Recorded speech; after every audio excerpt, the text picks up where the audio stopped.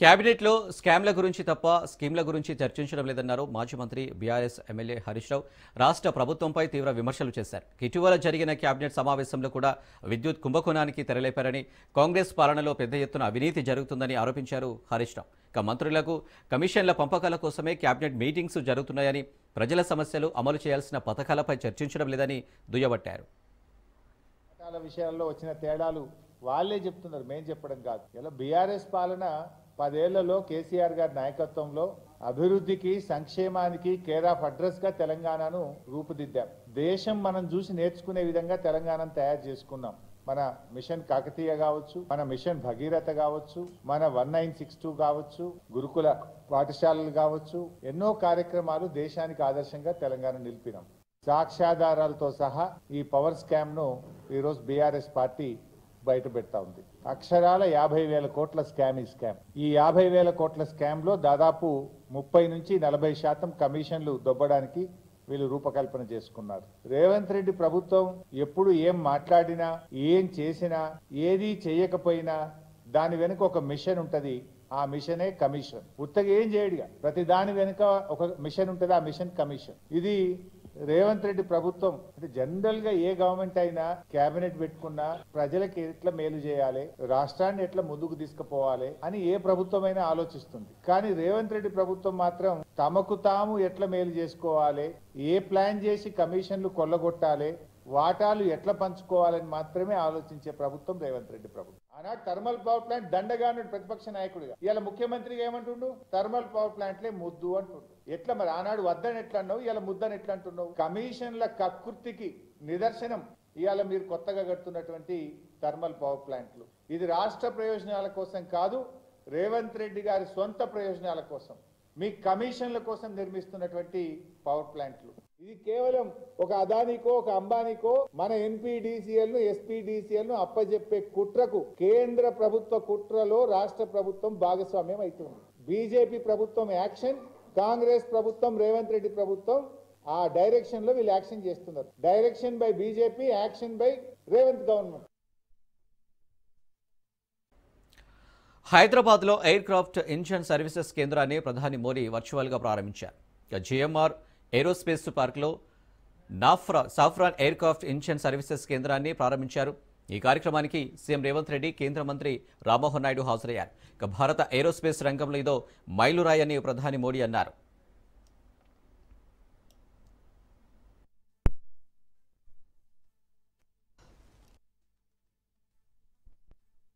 ये MRO facility hi tech aerospace की दुनिया में युवाओं के लिए नए अवसर भी बनाएगी। मैं अभी 24 नवंबर को ही साफरान बोर्ड और मैनेजमेंट के लोगों से मिला हूं। पहले भी मेरी उनसे मुलाकातें हुई हैं। हर चर्चा में मुझे उनमें भारत को लेकर विश्वास और उम्मीद दिखाई दी है। मुझे उम्मीद है कि साफरान का भारत में इन्वेस्टमेंट आगे भी इसी गति से जारी रहेगा। आज इस फैसिलिटी के लिए मैं टीम साफरान को बहुत बहुत शुभकामनाएं देता हूं। साथियों, आप भी जानते हैं पिछले कुछ वर्षों में भारत का एविएशन सेक्टर भूतपूर्व गति से आगे बढ़ा है। आज भारत दुनिया के सबसे तेजी से बढ़े डोमेस्टिक एविएशन मार्केट में शामिल है। हमारा डोमेस्टिक मार्केट अब दुनिया में तीसरा सबसे बड़ा मार्केट है। आज भारत के लोगों का एस्पिरेशन एक नए आसमान पर है। ऐसे में भारत में एयर ट्रेवल की डिमांड लगातार बढ़ रही है और इसलिए हमारे एयरलाइंस लगातार अपने एक्टिव फ्लीट को बढ़ा रही है।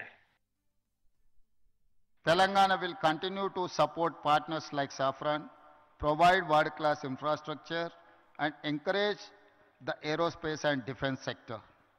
We are building a Bharat future city spread in 30,000 acres of land. It will be planned totally green, net zero, and India's answer to New York, Tokyo, Dubai, or Singapore, or South Korea. I invite you all, Honorable Prime Minister Modi ji, to Telangana Rising 2047 Global Summit at Bharat Future City on December 8th and 9th to unveil our vision. We wish to become a 1 trillion strategy by 2034 and $3 trillion by 2047, associating with Viksit Bharat plan.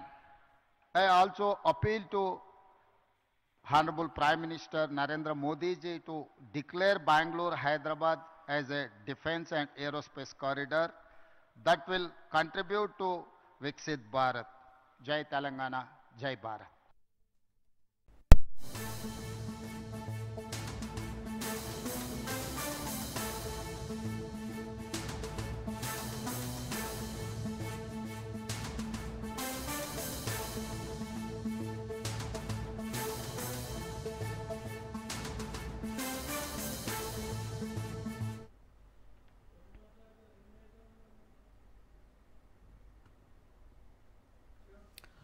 హైదరాబాద్లో నకిలీ IAS గుట్టురట్టయింది. IAS IPS అధికారినంటూ నమ్మించి ఇద్దరు గన్మెన్లను కూడా నియమించుకొని మోసాలకు పాల్పడుతున్న ఓ కేటుగాడిని పోలీసులు arrest చేశారు. వాహనానికి సైరన్ బిగించుకొని వాకిటాకిలతో హల్చల్ చేస్తూ రెండేళ్లుగా అమాయకులను మోసం చేస్తున్న శశికాంత్ అనే వ్యక్తిని పోలీసులు అదుపులోకి తీసుకున్నారు. ఓ జిమ్ మేనేజింగ్ డైరెక్టర్ అయిన అలీ హసన్ అనే వ్యక్తికి పారిశ్రామిక భూమి ఇప్పిస్తారని, ఇతర అధికారిగా పనుల్లో సాయం చేస్తారని నమ్మించి 10.50 లక్షలు వసూలు చేశారు. డబ్బు తీసుకున్న తర్వాత పరారీ కావడంతో బాధితుడు ఫిలింనగర్ పోలీసులకు ఫిర్యాదు చేశాడు. ఈ ఫిర్యాదు ఆధారంగా పోలీసులు షేక్పేట్లోని నిందితుడి నివాసంలో అతడిని అదుపులోకి తీసుకున్నారు.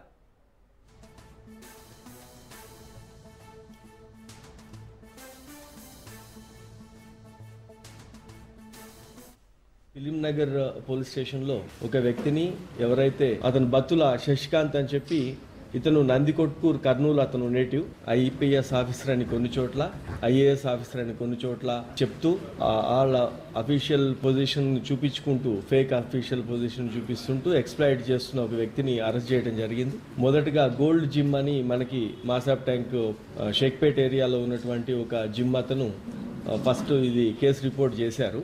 వాళ్ళు వచ్చి కంప్లైంట్ ఇచ్చినప్పుడు ఒక ఐపీఎస్ ఆఫీసర్ ఉన్నాడు, అతనికి ఇద్దరు గన్మెన్లు ఉంటారు, మా జిమ్లో వచ్చి ఫ్రీ సర్వీసెస్ తీసుకోవడంతో పాటు ఆ గన్మెన్లు వాళ్ళందరినీ చూసి కొన్ని ట్రాన్సాక్షన్స్ చూపించి మనీ అవసరం ఉన్నాయని చెప్తే ఇద్దరు వ్యక్తుల ద్వారా ఒకళ్ళు 10 lakhs, ఇంకొకళ్ళు 80 lakhs మొత్తము ఇచ్చి మోసపోయినామని చెప్పి, అతను ఈ గన్మెన్లు వీళ్ళందరినీ చూసి పోలీస్ ఆఫీసర్ అని చెప్పి స్వయంగా నమ్మి మాకు కంప్లైంట్ చేసేటప్పుడు కూడా, లేదు అతను పోలీస్ ఆఫీసరే సార్, గన్మెన్లు ఉంటారు, వాకీటాకీస్ ఉంటాయి, ఫిజికల్ ఫిట్నెస్ అతనికి ఉంటుంది, పోలీస్ ఆఫీసరే అని చెప్పి ఫస్ట్ ఇక్కడ కంప్లైంట్ ఇవ్వటం, దాని మీద మనం కేసు రిజిస్టర్ చేసి ఇన్వెస్టిగేట్ చేయడం జరిగింది. దాన్ని చేసినప్పుడు అతను ఎప్పుడైతే వాళ్ళ ఇచ్చిన అడ్రస్లు కానీ కొన్నిటిని గురించి మనం సెర్చ్ చేసినప్పుడు అప్పుడు తెలిసింది ఏంటంటే, అతను ఉండే ప్లేస్ కాకుండా మాదాపూర్ 100 feet రోడ్లో డిఫరెంట్ ప్లేసుల్లో నైట్ స్టే చేయటం, తర్వాత ఎవరైతే గన్మెన్లు వాళ్ళందరూ ఇది ఫేక్. తెలంగాణ పరిస్థితి ఘోరంగా ఉందన్నారు Prajashanti party chief KA Paul. లక్షల కోట్ల విలువైన భూములు అమ్ముకొని బినామీలకు అండగట్టి ఇన్వెస్ట్మెంట్ సమ్మిట్ పేరుతో డబ్బులు దండుకుంటున్నారని ఆరోపించారు. ఎన్నికల ముందు కాంగ్రెస్ ఇచ్చిన 6 గ్యారంటీలను ఒక్కటి కూడా నెరవేర్చలేదన్నారు. రాష్ట్రంలో ఉన్న నిరుద్యోగులు, రిటైర్డ్ ఉద్యోగులు, బీసీ నాయకులు అందరినీ ఏకతాటిపైకి తీసుకొచ్చి 3 రోజుల్లో భవిష్యత్ ప్రణాళిక చేపడతామన్నారు.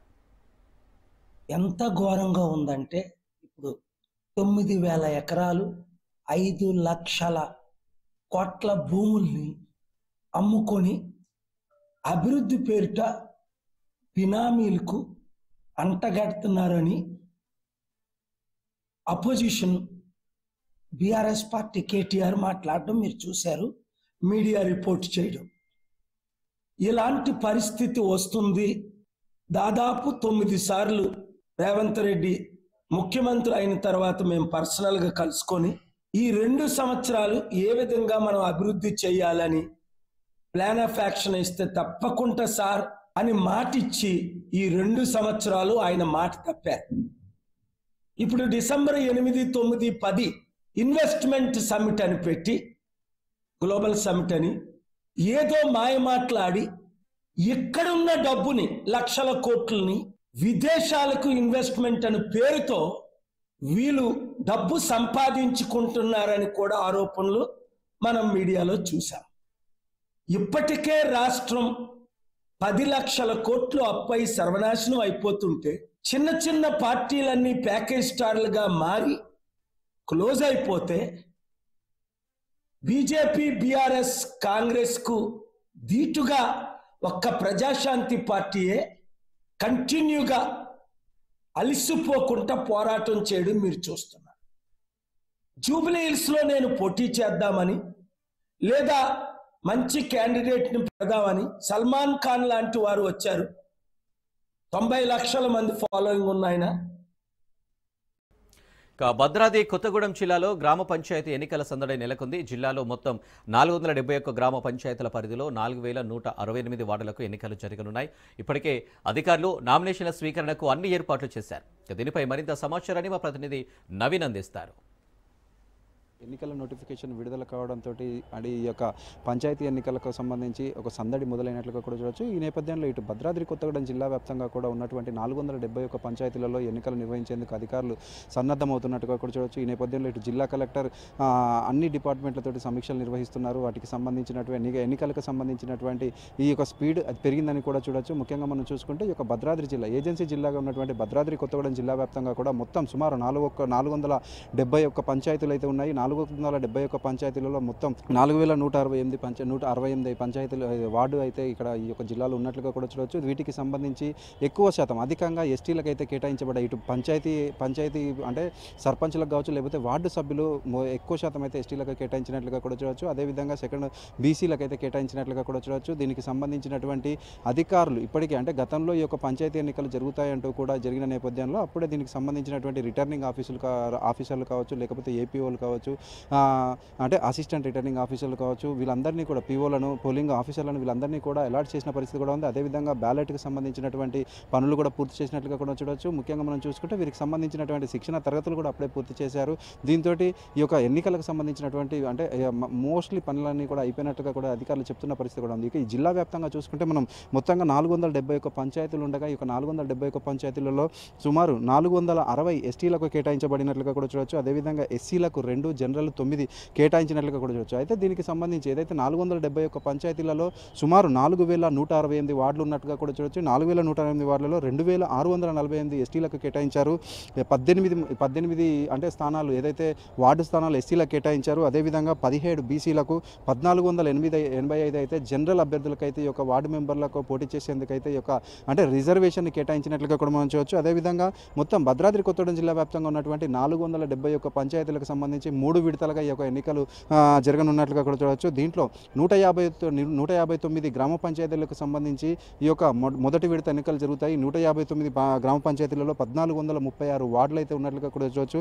దీంట్లో మనం చూసుకుంటే ఇటు భద్రాచలం, బూర్గంపాడు, అశ్వాపురం, దుమ్ముగూడెం, చెర్ల, కరకగూడెం, మనుగూరు వీటికి సంబంధించినటువంటి గ్రామ పంచాయతీలలో మొదటి విడత ఎన్నికలు అయితే జరగనున్నట్టుగా కూడా చూడవచ్చు. అదేవిధంగా రెండో విడత ఎన్నికలకు సంబంధించి 156 గ్రామ పంచాయతీలలో ఎన్నికలు నిర్వహించేందుకు అధికారులు ఏర్పాట్లు చేస్తున్నట్లుగా కూడా చూడవచ్చు. దీంట్లో 1392 వార్డులు ఉన్నట్లుగా కూడా చూడవచ్చు. ఈ యొక్క దీంట్లో చూసుకుంటే అన్నపురెడ్డిపల్లి, అశ్వరావుపేట, చంద్రగొండ, చుంచుపల్లి, దమ్మపేట, ములకల్పల్లి, పాల్వంచ ఈ మండలాలకు సంబంధించి రెండో విడతలో అయితే ఎన్నికలు జరుగుతాయి. అదేవిధంగా మూడో విడతలో చూసుకుంటే అక్కడ కూడా 156 పంచాయతీలకు సంబంధించి ఎన్నికలు నిర్వహించనున్నారు. దీంట్లో 1340 వార్డులకు సంబంధించి ఈ యొక్క ఎన్నికలను నిర్వహిస్తున్నారు. దీంట్లో చూసుకుంటే ఆలపల్లి, గుండాల, జూలూరుపాడు, లక్ష్మీదేవిపల్లి, టేకులపల్లి, సుయాత్ నగర్, ఇల్లందు ఈ పంచాయతీలలో అయితే ఎన్నికలు మూడో విడతలకు అయితే జరుగుతాయి. మొత్తంగా మనం చూసుకుంటే ఈ ఎన్నికలకు సంబంధించి మొత్తం 4252 పోలింగ్ స్టేషన్లను అయితే అంటే ఏర్పాటు చేసినట్లుగా చూడవచ్చు. దీంట్లో 10,223 పోలింగ్ సిబ్బంది అంతమంది అంటే వీరందరినీ కూడా పోలింగ్ సిబ్బందిగా అయితే వీరు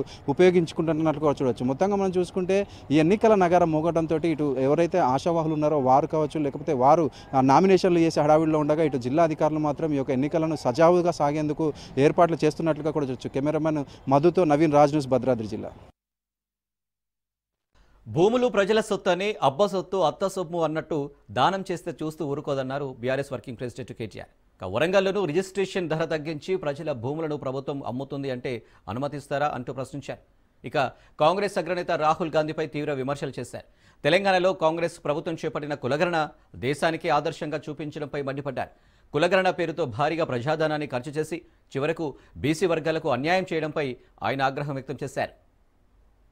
పారిశ్రామిక వాడలు తెలంగాణ ప్రజల నుంచి తీసుకున్న భూములు వాటిని ప్రజా ఉపయోగం కోసం వాడండి, ప్రజల అవసరాల కోసం వాడండి. కానీ ఈ ప్రభుత్వం ఆలోచన ఏంది? ఫ్యూచర్ సిటీని రియల్ ఎస్టేట్ పేరిట అమ్ముకోవాలా, ఇక్కడ ఉన్న ఈ 9,300 ఎకరాలు ఇటు అమ్ముకోవాలా, 2 దగ్గర లక్షల కోట్లు సంపాదించి రాహుల్ గాంధీకి తెలంగాణను ఏటీఎం గా మారుస్తూ, కాంగ్రెస్ పార్టీకి ఏటీఎం గా పేటీఎం గా మారుస్తూ 20-25 ఏళ్లు ముని మన్మన్లు మనమన్లు వాళ్ళ ముని మన్మన్లు వాళ్లకు వేల లక్షల కోట్ల ఆస్తిని 5 లక్షల కోట్ల కుంభకోణం ద్వారా అర్జించి పెట్టాలన్నది రేవంత్ రెడ్డి గారి ఆలోచన. రైతుల దగ్గర ప్రజల దగ్గర రెవెన్యూ భూములు తీసుకున్నాయి, మరి వాటిని ఇయాల నీ అబ్బసొత్తు అన్నట్టు, నీ అత్తసొమ్ము అన్నట్టు నువ్వు దానం చేస్తే బీఆర్ఎస్ పార్టీ చూస్తా ఊరుకోదు. దీని మీద ఒక కార్యాచరణ కూడా రూపొందిస్తాం, తప్పకుండా పోరాటం చేస్తామని చెప్పి కూడా రేవంత్ రెడ్డికి హెచ్చరిస్తూ వెంటనే ఈ ప్రతిపాదన వెనక్కి తీసుకోవాలి. దేశంలో ఎవ్వరు చేయని విధంగా మేమే కులగణన చేసినాం, దానికి 160 కోట్లు ఖర్చు పెట్టినాం అని డైలాగులు కొట్టిండ్రు. ఏం సాధించారు మరి కులగణన చేసి? 42% అని చెప్పి 160 కోట్లు ఖర్చు పెట్టి రాహుల్ గాంధీ శుభాషు ఇంతకంటే గొప్ప కార్యక్రమం లేదు అని రాహుల్ గాంధీ బీహార్ లో డబ్బగొట్టి ఇచ్చేసినాం 42% రిజర్వేషన్లని కాకమ్మ కథలు చెప్పి ఆఖరికి నిన్న పంచాయతీ ఎన్నికల నోటిఫికేషన్ ఇస్తే ఏం చేసిండ్రల్లా? ఇదివరకు కేసీఆర్ ప్రభుత్వంలో ఇచ్చిన 24% రిజర్వేషన్లను తగ్గించి 17% చేసిండ్రు. ఇంతకంటే అన్యాయం బలహీన వర్గాలకు నాకు తెలిసి భారతదేశంలో ఎన్నడూ ఏ ప్రభుత్వం కూడా చేయలేదు. వెనకటికి ఎవడో కొండంత రాగం తీసి ఆఖరికి గాడిది పాట వాడిండట. ఒక గట్లున్నది రేవంత్ రెడ్డి కథ. రేవంత్ రెడ్డి గారి గెలుపు 3 రకాలుగా జరిగింది. ఒకటి రాయించుకున్న ఓట్లు, దొంగ ఓట్లు. రెండోది వేయించుకున్న ఓట్లు, ఆటోలలో తెచ్చుకొని వాటికి పోలీసులను అడ్డం పెట్టుకొని పక్క కాన్స్టిట్యున్సీలకు వెళ్లి తెచ్చుకొని వేయించుకున్న దొంగ ఓట్లు. మూడోది కొనుక్కున్న ఓట్లు. రాయించిన ఓట్లు, వేయించిన ఓట్లు, కొనుక్కున్న ఓట్లతో గెలిచిన గెలుపు అని నేనైతే అనుకుంటలేను, జూబ్లీహిల్స్ ప్రజలు కూడా అనుకుంటలేరనే నేను కూడా అనుకుంటా ఉన్నా. 2 ఏళ్లు తిరగకుండానే చెమటలు పట్టినాయి, 2 ఏళ్లు తిరగకుండానే ఓడిపోతామేమో అనే భయంతో గెలిచినప్పుడు సాగు తప్పి కన్ను పెట్టవే అని చెప్పి లోపల గుద్దుకుంటారు. ఈ గెలుపు నిజమైన గెలుపు అయితే, వాపు మాత్రమే నేనంటున్నా, నిజంగానే బలుపు అయితే రేవంత్ రెడ్డి మరి 10 మంది ఎమ్మెల్యేలతో రాజీనామా చేయించే దమ్ముందా? పార్టీ మారిన 10 మంది ఎమ్మెల్యేలతో రాజీనామా చేయించి ఎలక్షన్ కు వచ్చే దమ్ము రేవంత్ రెడ్డికి ఉందా?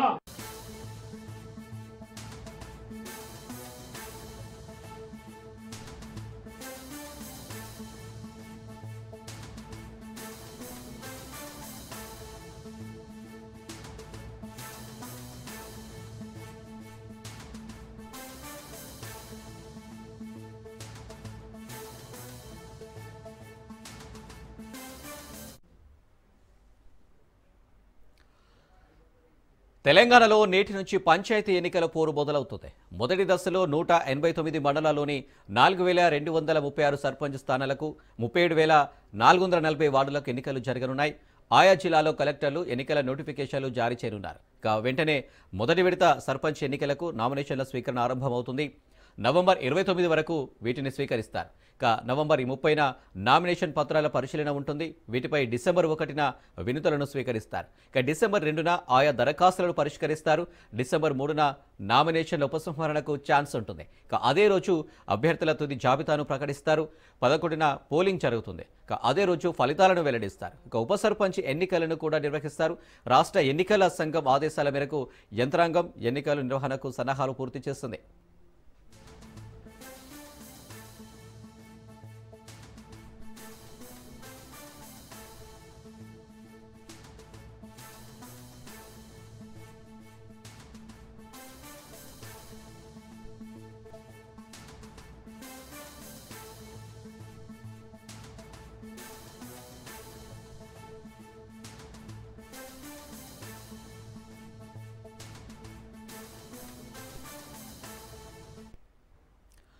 తెలంగాణలో నేటి నుంచి పంచాయతీ ఎన్నికల పోరు మొదలవుతుంది. మొదటి దశలో 189 మండలాల్లోని 4,236 సర్పంచ్ స్థానాలకు 37,440 వార్డులకు ఎన్నికలు జరగనున్నాయి. ఆయా జిల్లాలో కలెక్టర్లు ఎన్నికల నోటిఫికేషన్లు జారీ చేయనున్నారు. వెంటనే మొదటి విడత సర్పంచ్ ఎన్నికలకు నామినేషన్ల స్వీకరణ ఆరంభమవుతుంది. నవంబర్ 29 వరకు వీటిని స్వీకరిస్తారు. నవంబర్ 30న నామినేషన్ పత్రాల పరిశీలన ఉంటుంది. వీటిపై డిసెంబర్ 1న వినతులను స్వీకరిస్తారు. డిసెంబర్ 2న ఆయా దరఖాస్తులను పరిష్కరిస్తారు. డిసెంబర్ 3న నామినేషన్ల ఉపసంహరణకు ఛాన్స్ ఉంటుంది. అదే రోజు అభ్యర్థుల తుది జాబితాను ప్రకటిస్తారు. 11న పోలింగ్ జరుగుతుంది. అదే రోజు ఫలితాలను వెల్లడిస్తారు. ఉప సర్పంచ్ ఎన్నికలను కూడా నిర్వహిస్తారు. రాష్ట్ర ఎన్నికల సంఘం ఆదేశాల మేరకు యంత్రాంగం ఎన్నికల నిర్వహణకు సన్నాహాలు పూర్తి చేసింది.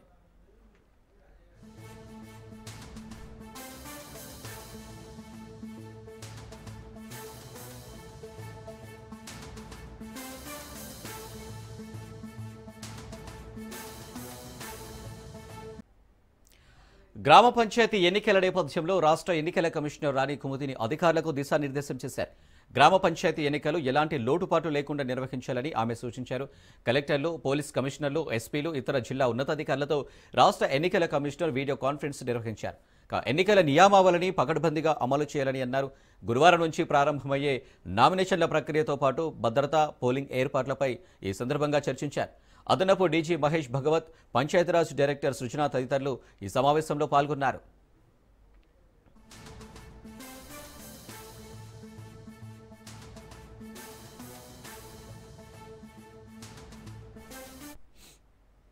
బీఆర్ఎస్ నేతలపై మంత్రి సీతక్క ఆగ్రహం వ్యక్తం చేశారు. ఇందిరమ్మ చీరలపై బీఆర్ఎస్ లీడర్లు కావాలనే దుష్ప్రచారం చేస్తున్నారన్నారు. ఆడబిడ్డలు, మహిళా సంఘాల ఎంపిక చేసుకున్న డిజైన్లలోనే చీరలను ఇస్తున్నామన్నారు. అయినా కలర్ బాలేదని, డిజైన్ బాలేదని బీఆర్ఎస్ నేతలు విమర్శించడం సరికాదన్నారు. ఆడబిడ్డల చీరలు తీసుకుని సంబరపడుతుంటే అవి వారి కళ్లకు కనిపించడం లేదని నిలదీశారు. ఆడపడుచులందరికీ కూడా పేరు పేరున నమస్కారాలు.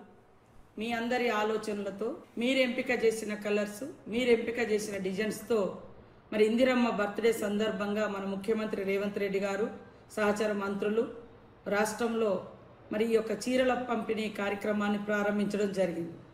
ఈ చీరలను చూసి ప్రతి ఆడబిడ్డ సంతోషపడుతుంటే సహజంగానే మీకు తెలుసు, ఆడబిడ్డలు సంతోషపడితే మరి బీఆర్ఎస్ నాయకులు, కల్వకుంట్ల కుటుంబం కళ్ళల్లో నిప్పులు పోసుకుంటుందని. అందుకనే మరి చీరలు బాగలేవని, లేదా ఎలక్షన్ల కోసమని, లేదా కొంతమందికే ఇస్తున్నారని ఏదేదో తప్పుడు కూతలు కూస్తున్నారు. అయ్యా, మీ చీరలు బాగున్నాయా, మేమిచ్చిన చీరలు బాగున్నాయో రాష్ట్రంలో ఉన్న ప్రతి మహిళకు అర్థమై గుండెలకు కత్తుకొని ఫోటోలు దిగి పెడతా ఉన్నారు. అది మీకు పాపం భయం అనిపిస్తుంది. మేము ఈ చీరలకు ఆర్డర్ ఇచ్చి దాదాపుగా 1 year కావస్తుంది. ముఖ్యమంత్రి గారు కన్న కళ ఏంటిదంటే 1 కోటి మంది మహిళల్ని కోటీశ్వర్లను చేయాలి. 1 కోటి మంది మహిళలు కావాలి అంటే మరి 1 కోటి మంది మహిళలను మహిళా సంఘాల్లో చేర్చాలనే లక్ష్యంతో ఈరోజు ఇచ్చిన 67 లక్షల చీరలు సరిపోవట్లేదని ఇంకా 33 లక్షల చీరల వరకు మరి మళ్ళీ ఆర్డర్ ఇవ్వడం జరిగింది. దాదాపుగా అంటే పూర్తిగా 1 కోటి మందికి. దీన్ని నిస్సిగ్గుగా మరి హరీష్ రావు లాంటి ఒక నాయకుడు, అబద్ధాలకు కేరాపు హరీష్ రావు, నేను ఎప్పుడో చెప్పిన కదా అబద్ధాలకు నిలువుటద్దామని. మేము 67 లక్షలకు ఆర్డర్ ఇచ్చిన 67 లక్షల చీరలు రాష్ట్రంలో పంపిణీ జరుగుతున్నది. అది గ్రామీణ ప్రాంతంలో ఒకసారి, మరి పట్టణ ప్రాంతంలో మరొకసారి. ఎందుకంటే చేనేత కార్మికులు ఏదో మేము దుబాయ్ నుంచి లేదా సూరత్ నుంచి కిలోల కొద్ది తీసుకొచ్చిన చీరలు కాదు. మహబూబ్ నగర్ జిల్లాలో అగ్ని ప్రమాదం జరిగింది. ఇథనాల్ ట్యాంకర్ను లారీ ఢీకొట్టింది. భారీగా మంటలు చెలరేగడంతో లారీలోని డ్రైవర్ సజీవ దహనమయ్యాడు. 3 ఫైర్ ఇంజన్లతో ఫైర్ సిబ్బంది మంటలార్పారు. హన్వాడ మండలం పిల్లిగుండు దగ్గర ఈ ఘటన చోటు చేసుకుంది. సమాచారం తెలుసుకున్న పోలీసులు కేసు నమోదు చేశారు.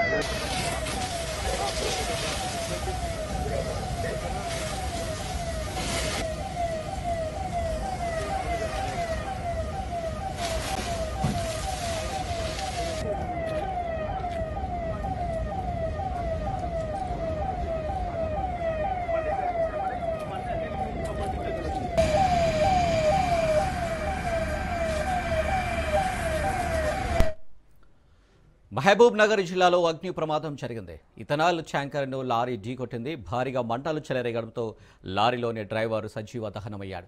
3 ఫైర్ ఇంజన్లతో ఫైర్ సిబ్బంది మంటలార్పారు. హన్వాడ మండలం పిల్లిగుండు దగ్గర ఈ ఘటన చోటు చేసుకుంది. సమాచారం తెలుసుకున్న పోలీసులు కేసు నమోదు చేశారు.